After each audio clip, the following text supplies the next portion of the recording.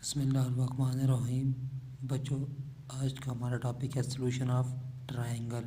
Question number one में ए की value 250, जो गैमा एंगल गिवन है वो 90, अल्फ़ा एंगल गिवन है 42 डिग्री 25 मिनट। तो सबसे पहले हम क्योंकि इसमें एक एंगल 90 का एंगल है तो हम राइट एंगल ट्रायंगल ड्रा करेंगे, जिसमें जो गैमा वाला एंगल वो क्या होगा 90।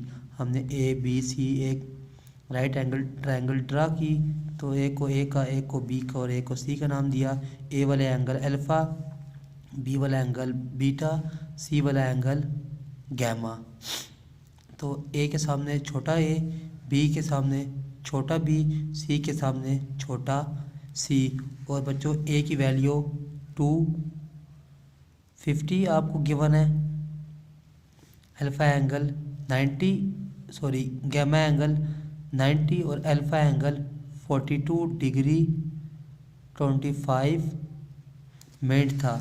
तो आपने ट्रायंगल को कंप्लीट सॉल्व करना है, मतलब कि आपने बी की वैल्यू फाइंड आउट करनी है, सी की वैल्यू फाइंड आउट करनी है और बीटा एंगल, क्योंकि किसी भी ट्रायंगल में 3 एंगल होते हैं, अल्फ़ा बीटा और गैमा, और 3 ही होती हैं साइडें ए बी और सी। इसमें आपको 2 एंगल गिवन है और एक साइड गिवन है। आपने तीसरा एंगल मालूम करना है और 2 साइडें मालूम करनी है।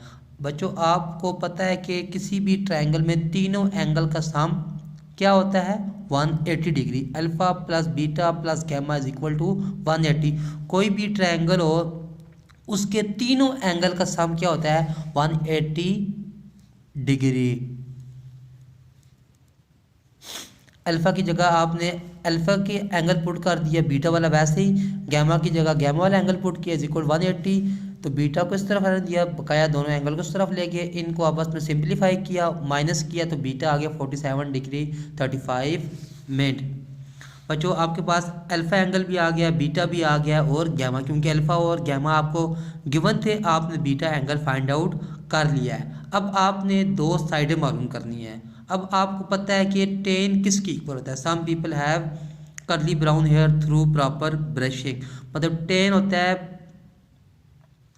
परपेंडिकुलर अवर बेस। परपेंडिकुलर क्या है इसमें ए, तो tan of alpha is equal to A, और बेस क्या है बी। तो टेन ऑफ अल्फ़ा की वैल्यू 42 डिग्री 25 मिनट, ए की वैल्यू 250, बी की वैल्यू आपने मालूम करनी है। बी को इस तरफ ले गए और इसको इसके नीचे ले आए, तो 250 डिवाइडेड बाई 10 42 डिग्री 25 मिनट। तो अब इसको सिंप्लीफाई किया तो बी की वैल्यू होगी 273.6। बच्चों, आपके पास ए की वैल्यू भी मौजूद है और बी की भी मौजूद है, अब सी की वैल्यू रह गई है। तो आपने पाइथागोरस थ्योरम पढ़ा हुआ है।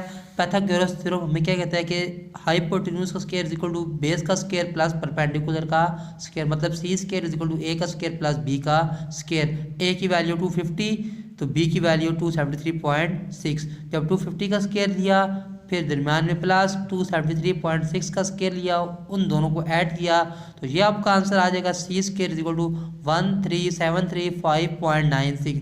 दोनों तरफ अंडर रूट लिया, स्क्वायर अंडर रूट से cancel, C is equal to 370.6। This will be your answer. अब question number 2, question number 3, 4, 5, 6, 7 part बिल्कुल इस तरह सेम है। 5.1 बहुत शॉर्ट है, सिर्फ इसके 7 क्वेश्चन है, रिमेनिंग क्वेश्चन आपने खुद करने हैं।